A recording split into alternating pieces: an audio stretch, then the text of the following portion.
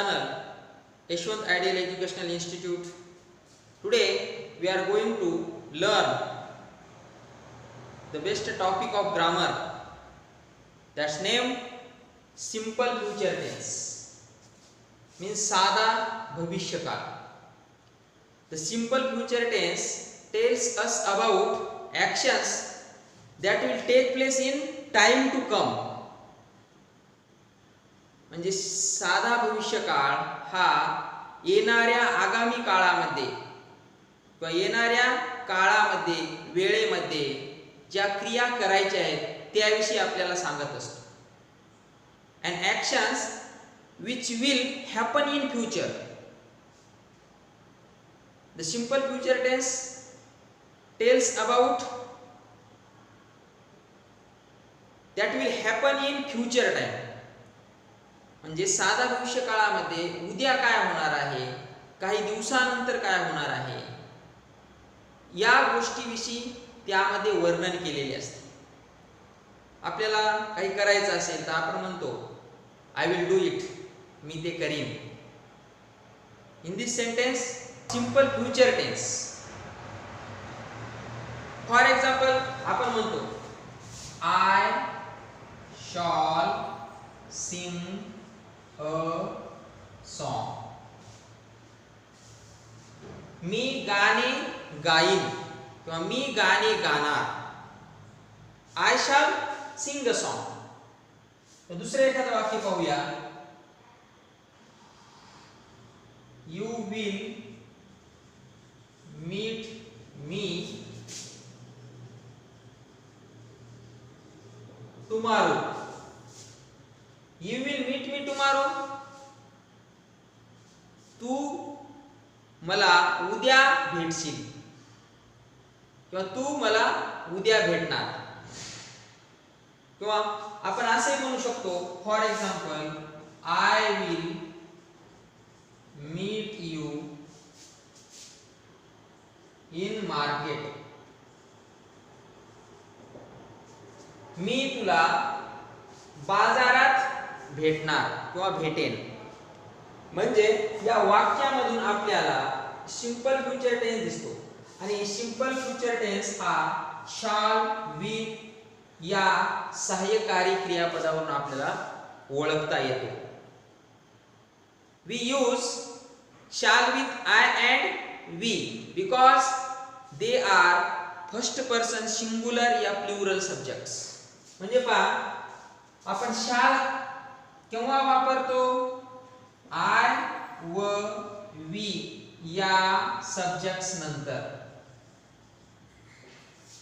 या सब्जेक्ट्स नंतर आपण शॉल वापरत असतो. म्हणजे shall with I and we.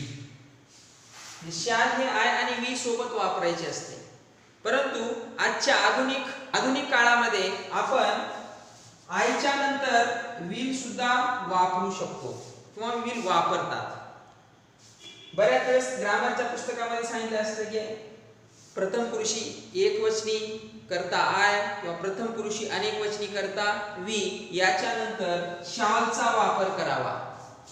परंतु आजच्या अलीकडच्या काळामध्ये बऱ्याच वेळेस शॉल ऐवजी आयच्या नंतर विलचा सुद्धा वापर केला जातो. म्हणजेच ते वाक्य चुकतंय का? नाही. आय विल आणि आय शॉल हे दोन्ही वाक्य बरोबर असणार आहे. किंवा वी विल किंवा वी शॉल असं लिहिलं तरी चालतं. म्हणजे या वाक्याचा अर्थ बदलत नाही. विल किंवा शॉल आपण वापरतो आणि ते वापरल्यानंतर अर्थ कसा होतो? भविष्याविषयी. I will do, for example we will do, आम्ही करू किंवा आम्ही करा, म्हणजे असा अर्थ होतो. तर दुसरे एखादं वाक्य आपण पाहूया. He will write a lesson. तो पाठ लिहीन. लिहीन किंवा लिहील किंवा he will write a lesson, तो पाठ लिहिणार.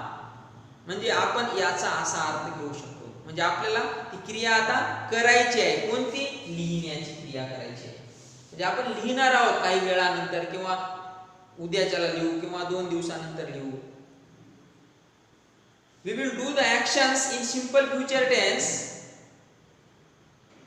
in future time, means after months, after few days, after years. म्हणजे आपण म्हणतो ना, मी काही दिवसानंतर अंतराळवीर बनणार. म्हणजे काय? ते आपलं स्वप्न आहे, आपल्याला ते पूर्ण करायचे. पण कधी? येणाऱ्या काळामध्ये. आपण जसं मोठं होत जाऊ तसं आपले स्वप्न असतात, आणि त्यावेळेस मात्र आपण बोलत असताना शाल किंवा विलचा वापर करत असतो. तर हे झालं शाल. पण जे बाकी इतर कर्ते आहेत, ही, विल, यू, इट आणि दे, या सर्व कर्त्याच्या नंतर विलच वापरतात. म्हणजे सिंपल फ्युचर टेन्स मध्ये आय विल च्या पुढे शॉल वापरू शकतो किंवा विल सुद्धा वापरू शकतो, आणि इतर जे कर्ते त्यांच्या समोर सुद्धा आपण विल वापरू शकतो. तेव्हाच सिंपल फ्युचर टेन्स हा काळ होत असतो. तर पहा, यावरून याचं एक स्ट्रक्चर तयार होतं सिंपल फ्युचर टेन्सचं. ते स्ट्रक्चर कोणतं आहे? तर सिंपल फ्युचर टेन्सचं स्ट्रक्चर आहे subject plus shall oblique will plus P1 plus O. हे स्ट्रक्चर आहे. फॉर एक्झाम्पल पहा, I shall read a newspaper. म्हणजे पहा, यस काय झालं? सब्जेक्ट आय आहे, यस. त्यानंतर हेल्पिंग वर्ब शॉल आहे, आणि P1 रीड आहे, first form of the verb, आणि ऑब्जेक्ट आहे अ न्यूजपेपर. तो आपण असंही म्हणू शकतो, she will tell us a story.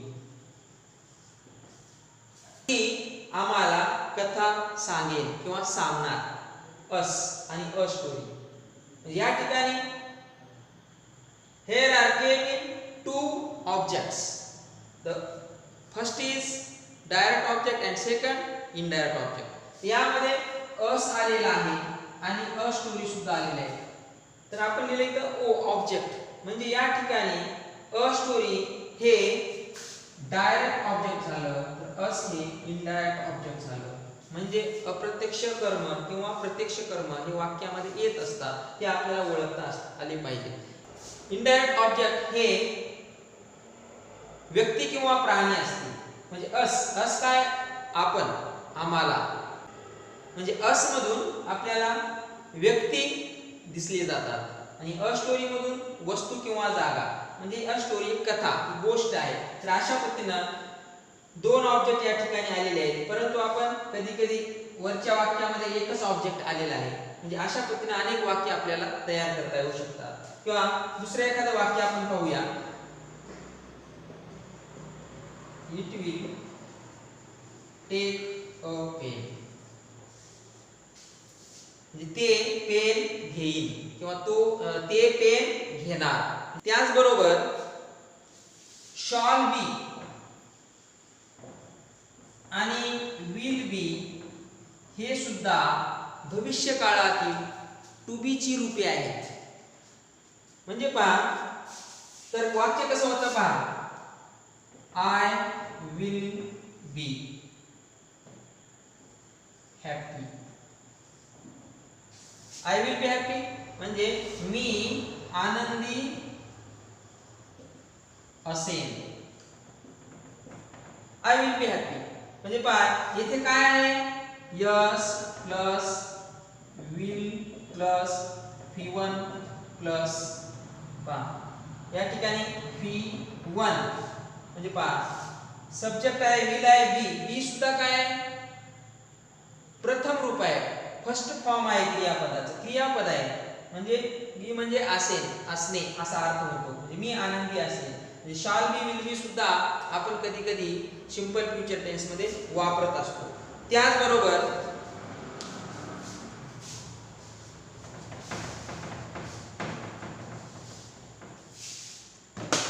त्याचबरोबर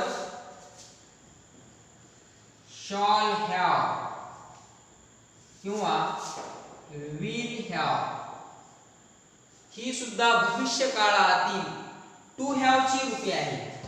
कशाची? टू हॅव ची रूपे आहेत. म्हणजे पहा याचा अर्थ कसा होतो? I shall have a book. म्हणजे माझ्याजवळ पुस्तक असेल किंवा माझ्याजवळ पुस्तक असणार. म्हणजे शॉल हॅव या ठिकाणी आलेला आहे. म्हणजे पहा yes plus shawl plus V1 plus object. म्हणजे पहा आता कधी कधी भविष्य काळामध्ये ज्यावेळेस शॉल हॅव येते आणि या वाक्यामध्ये मुख्य क्रियापद नसते त्यावेळेस हॅव हे मुख्य क्रियापदाचे काम करत असते. म्हणजेच मग I shall have a book म्हणजे असं ज्यावेळेस येते त्यावेळेस मात्र यामध्ये मुख्य क्रियापद नसले तेव्हा शॉल हॅव किंवा हॅव हे मुख्य क्रियापदाचे काम करते. म्हणजे I shall have a book माझ्याजवळ पेन असेल किंवा he will have a pen म्हणजे त्याच्याकडे पेन असेल किंवा त्याच्याजवळ पेन असणार. म्हणजे अशा पद्धतीनं शॉल हॅव आणि विल हॅव ही सुद्धा टू हॅव ची रूपे या ठिकाणी साध्या भविष्य काळामध्ये वापरली जातात. त्याचबरोबर पुढे आहे गोइंग टू.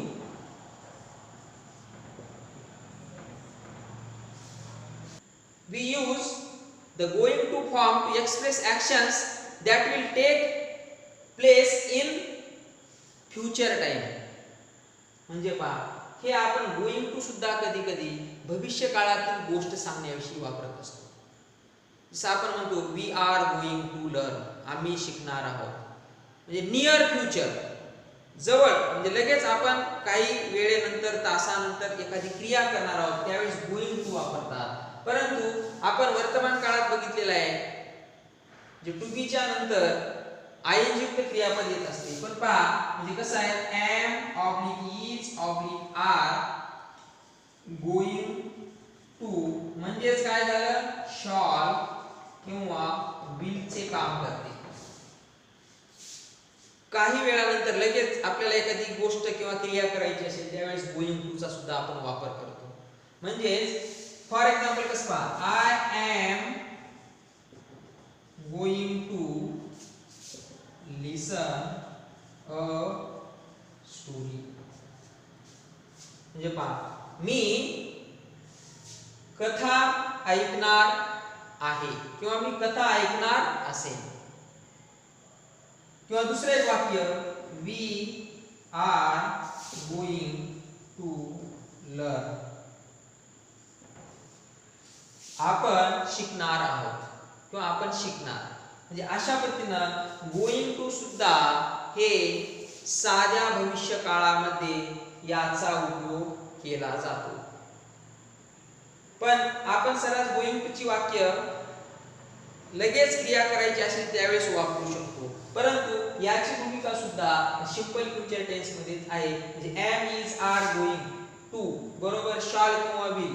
समजा for example we are going to learn म्हणजेच असा याचा अर्थ होतो वी शॉल. म्हणजे आर गोइंग टू ऐवजी आपण काय वापरलं शॉल वापरलं. वी शॉल लर्न म्हणजे आम्ही शिकणार आम्ही शिकाल.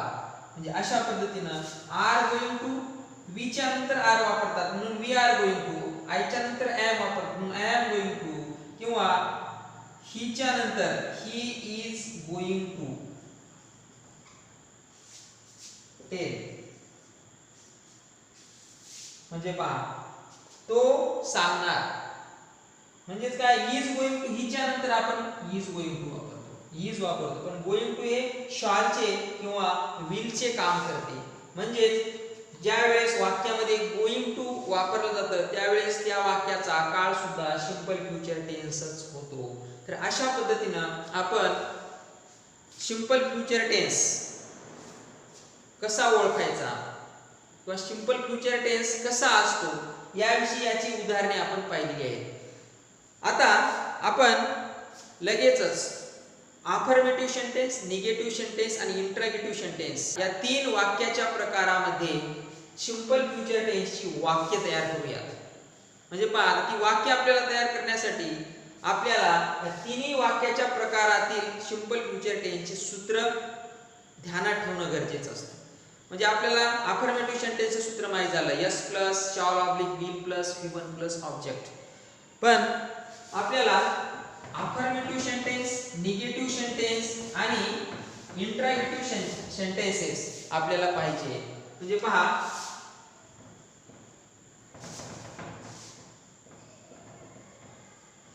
Affirmative sentence,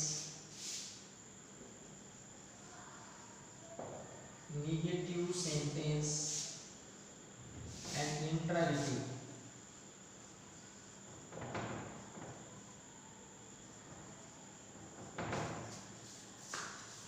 Affirmative sentence of simple future tense, negative sentence of simple future tense and interrogative sentences of simple future tense हे आपल्याला शिकायचं आहे.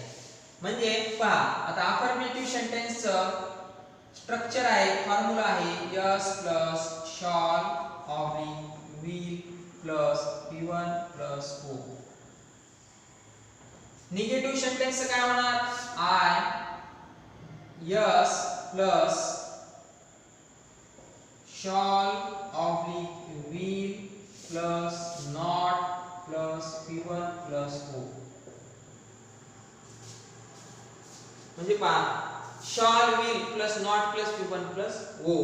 त्याच्यानंतर इंट्रोगेटिव्हचं shall oblique will plus S plus V1 plus O plus question mark.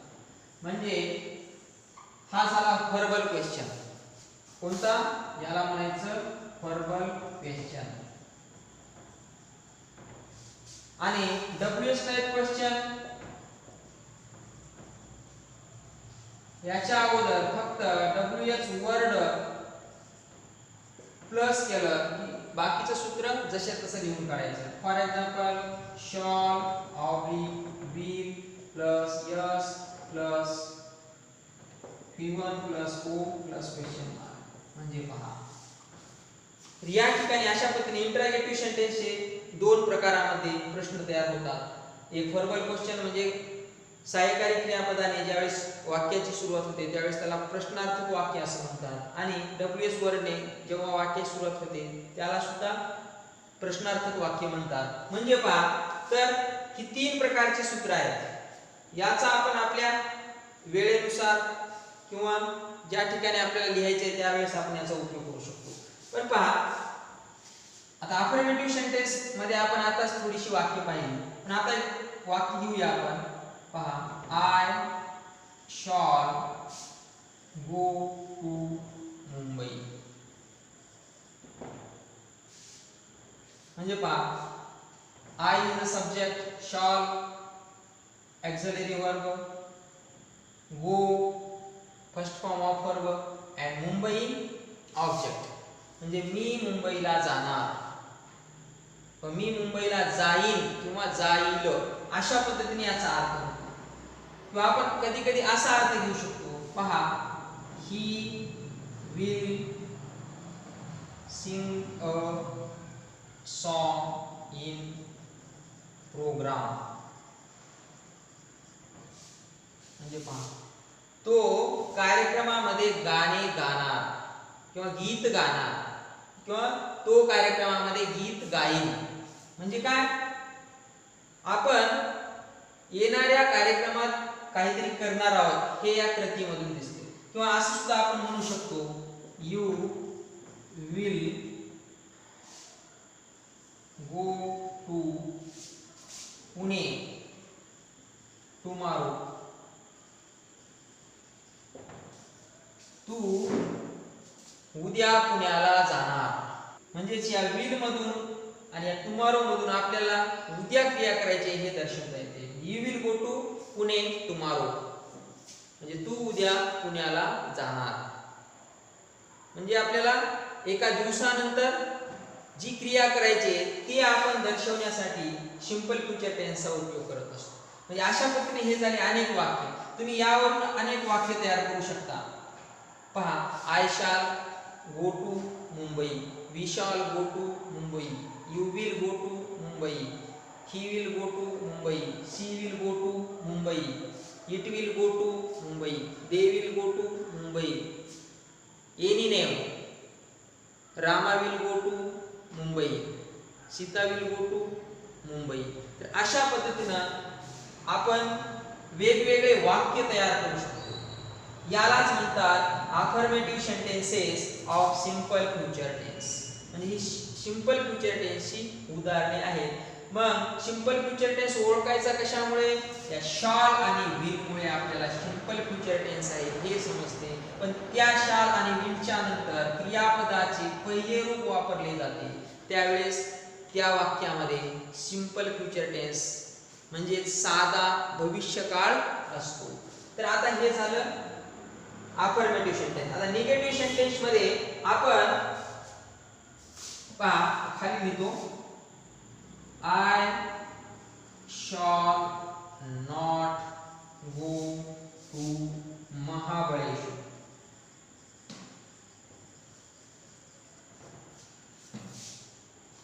आता याच्यामध्ये काय झालं? मी महाबळेश्वरला जाणार नाही किंवा मी महाबळेश्वरला जाणार नसेल.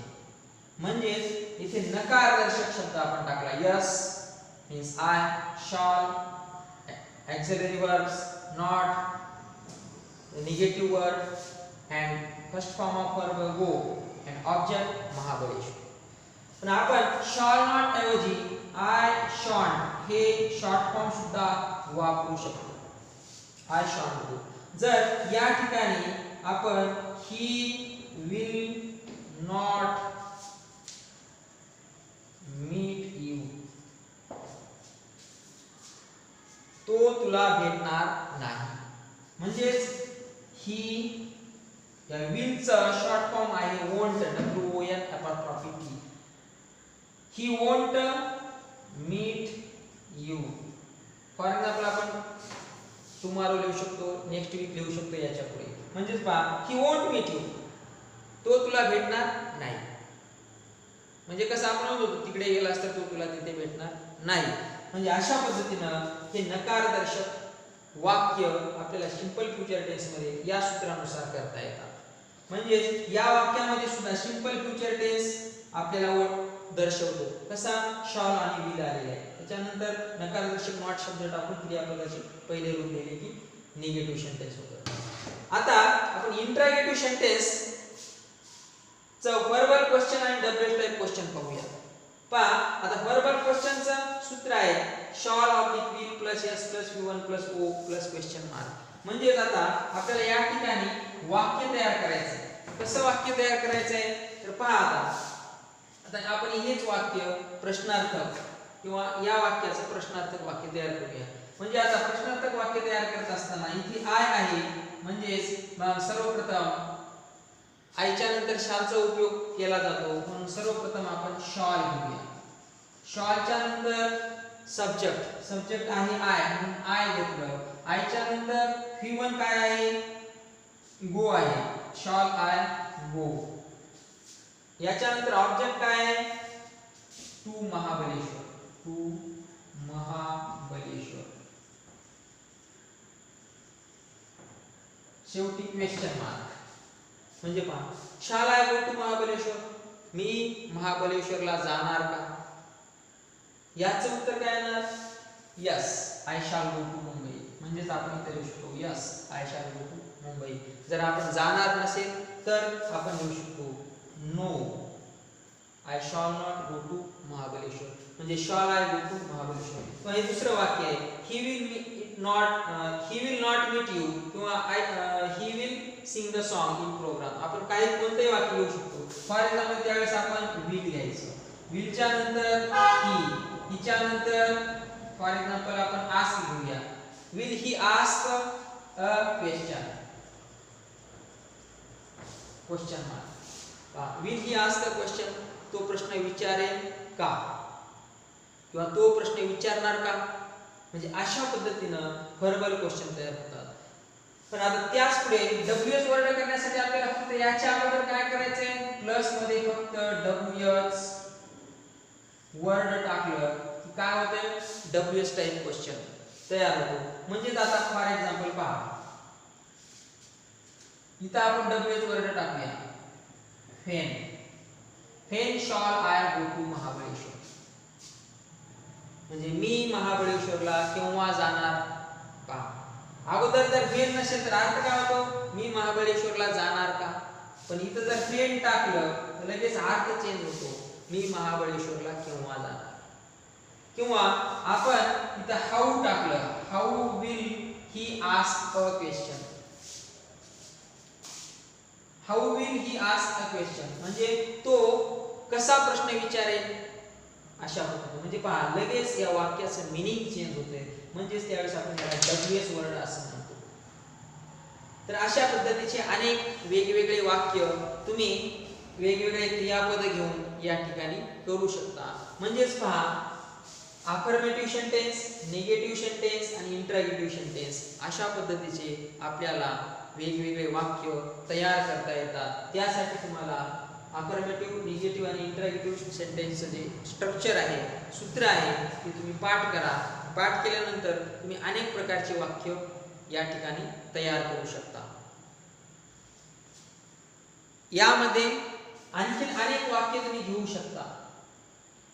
ते वाक्य घेण्यासाठी तुम्ही टेक्स्ट बुक मधील वाक्य शोधा, वहीत लिहून काढा आणि त्यांचा तुम्ही सराव करा. किंवा या ठिकाणी फॉर एक्झाम्पल राईट असेल, कम असेल, टेक असेल, सी असेल, अशा अनेक क्रियापद घेऊन तुम्ही वेगवेगळे वाक्य तयार करा. आणि जे 8 कर्ते आहेत त्या 8 कर्त्याच्या नंतर शॉल आणि विलचा वापर करून हे मेन वर्ब त्याचा यूज करून वेगवेगळे ऑब्जेक्ट्स तुम्ही त्या ठिकाणी घेऊ शकता. तेव्हा आपल्याला सिंपल फ्युचर टेन्स चे अनेक वाक्य तयार करता येऊ शकतात. तर आजच्या तासामध्ये आपण सिंपल फ्युचर टेन्स, त्यामध्ये सहाय्यकारी क्रियापद कोणता असतो, क्रियापदाचं पहिलं रूप घेऊन आपण वाक्य तयार करू शकतो. त्यामध्ये शॉल विल असेल, शाल बी विल बी असेल, शाल हॅव विल हॅव असेल, किंवा am going to, is going to आणि आर गोइंग टू ही सुद्धा सिंपल फ्युचर टेन्सचीच वाक्य आहेत. See you again next period. Okay, bye.